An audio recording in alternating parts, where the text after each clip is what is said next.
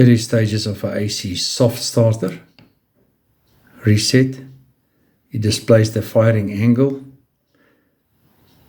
It is in progress and once done, completed. So join us on an electrifying journey as we explore the world of AC power control with our Arduino AC Soft Starter tutorial. In this video, we'll dive into the heart of electrical engineering, using an Arduino to masterfully control the firing angle of an SCR with PWM, ensuring a smooth and gradual startup for your AC loads.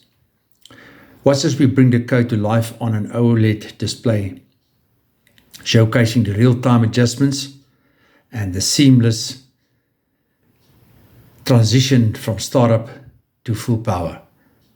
Whether you're a seasoned engineer or a curious hobbyist, this tutorial will illuminate the path to mastering AC Soft Starters and open up a world of possibilities for your projects.